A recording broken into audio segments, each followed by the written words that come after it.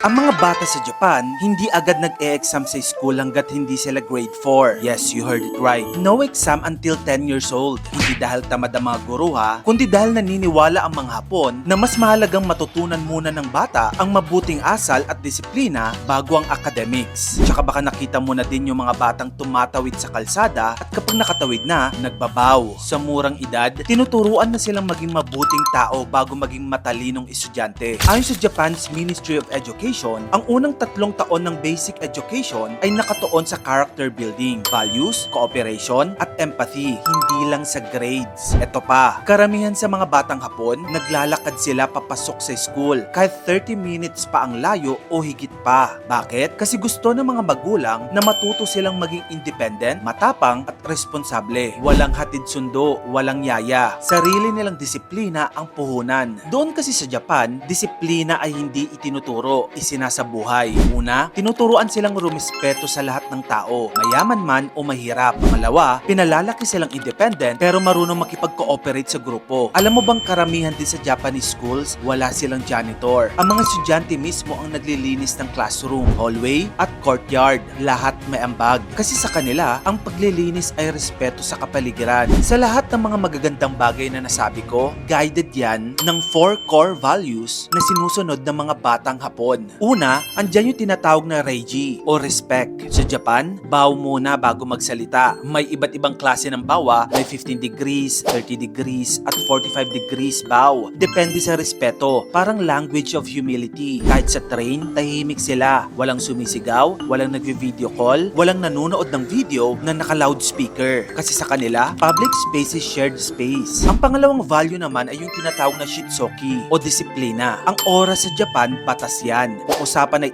8 AM, ibig sabihin 7:55 andun ka na dapat. Late ka ng 5 minuto, disrespect na yon. Sa school, may hancho system. Bawat grupo may leader na in charge sa order. Kaya kahit bata pa, sanay nang maging responsable. Ang pangatlong value naman ay yung tinatawag na kyoryoku o teamwork. Bata pa lang, tinuturuan na silang magtrabaho bilang team. Kapag PE, sabay-sabay stretching. Kapag lunch, sabay-sabay kakain. Walang mauuna. At sa lunch duty, mga estudyante rin mismo ang nagsiserve ng pagkain, naghuhugas ng pinagkainan at nagtatapon ng basura. Walang boss, walang pabida, lahat pantay-pantay. Ang pang-apat na value naman ay humility and gratitude. Pagkatapos kumain, sinasabi nilang, ごちそうさまでした。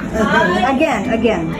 ごちそうさまでした。 ang ibig sabihin niyan, salamat po sa masarap na pagkain. Hindi lang nila habit yan ha, kundi paalala yan na may nagtrabaho at nagsakripisyo para sa bawat subo nila. Sa atin, madalas marinig ang, ay, ito lang. Pero sa kanila, kahit simpleng pagkain, may appreciation. Kasi para sa mga Hapon, ang kababaang loob ay yaman. Yun na nga mga kamagkano. Dahil sa ganitong sistema, ang mga kabataan sa Japan ay kilala bilang isa sa pinakadisiplinado, magalang at maunlad sa buong mundo. Disiplina na hindi ipinipilit, kundi pinapalaki. Kung gusto mo pa ng mga ganito pang inspiring contents, dito lang yan sa channel ko kaya mag-follow ka na. Mag-subscribe ka na rin sa aking bagong YouTube channel. Yun lang, maraming salamat sa panonood mga kamagkano.